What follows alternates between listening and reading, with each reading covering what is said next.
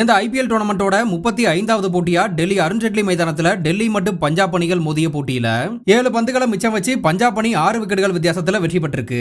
கேட்சை தவற விடுவது, ரன் அவுட்டை தவற விடுவது போட்டியோட ஒரு பகுதி அப்படின்னு நிறைய பிளேயர்கள் சாதாரணமா சொல்லி கேள்விப்பட்டிருக்கோம். ஆனா இது போன்ற விஷயங்கள் தான் தொடர்ந்து எல்லா போட்டியிலுமே டெல்லி அணிக்கு நடந்திருக்கு அப்படின்னும் போது இது ரொம்பவே வருத்தப்பட வேண்டிய விஷயம் அப்படின்னு தான் சொல்லணும். குறிப்பா இந்த மாதிரி சின்ன சின்ன தவறால தான் அந்த போட்டியை தோற்க வேண்டிய சூழ்நிலை ஏற்படும் போது 2 பாயிண்ட்களை அனாவசியமா கொடுத்துட்டு போறதை ஏற்க முடியாது அப்படின்னு தான் சொல்லணும்.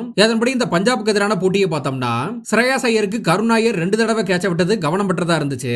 நேகல் வதேராவுக்கு கேட்ச பிடிச்சப்போ ரொம்பவே கான்பிடண்டா இது அவுட்னு சொன்ன கருண் நாயர் பின்னர் ஸ்ரேயாஸ் ஐயருக்கு 2 கேட்சுகளை தவற விட்டு சங்கடமான சூழ்நிலையை சந்திச்சாரு.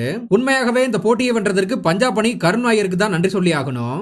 இந்த நிலையில அந்த போட்டியின் முடிவுக்கு பிறகு பேசியுள்ள டெல்லி அணியின் கேப்டன் அக்சர் பட்டேல் வந்து என்ன சொல்லியிருக்காருன்னா, இந்த மைதானம் ரொம்பவே சின்னதா இருந்துச்சு, எனவே இது மாதிரியான மைதானங்கள்ல பவுண்டரி சிக்ஸர்கள் போவது சாதாரணம் அப்படின்ற சூழல்ல பவுலர்களுக்கு சப்போர்ட் பண்ற விதமா வர்ற கேட்சுகளை பிடிக்க வேண்டியது கட்டாயமானது. ஆனா நாங்க நிறைய கேட்சுகளை தவற விட்டோம் அப்படின்னும் போது நாங்க அந்த போட்டியில தோல்வியடைய தகுதியானவங்க அப்படின்னு தனக்கு தோணுனதா அக்சர் பட்டேல் வந்து சொல்லியிருக்காரு.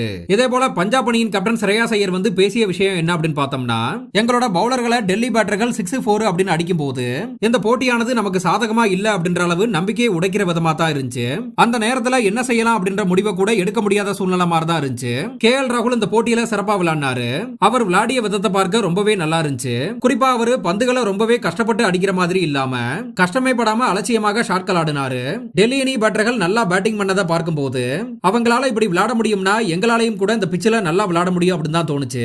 இன்னிங்ஸ் பிரேக்கின் போது ட்ரெஸ்ஸிங் ரூம்ல போய் நாங்க பேசின விஷயம் என்னன்னா, 220 அல்லது 225 ரன்களை கூட நாம இதுக்கு முன்னாடி சேசிங் பண்ணியிருக்கோம். எனவே அதே மனநிலையோட இந்த போட்டியிலும் கூட விளையாட நினைச்சோம். பவர் பிளே ஓவர்கள்ல முடிஞ்ச அளவு எவ்வளவு ரன்களை எடுக்க முடியுமோ அவ்வளவு ரன்களை எடுத்தாகணும் அப்படின்றத முடிவு பண்ணோம். பவர் பிளேல நல்லா ஸ்கோர் பண்ணி ஒரு மொமெண்டத்தை உருவாக்கி கடைசி வரை அதை கொண்டு போக நினைச்சோம் அப்படின்னு ஸ்ரேயாஸ் ஐயர் வந்து தெரிவிச்சிருக்காரு.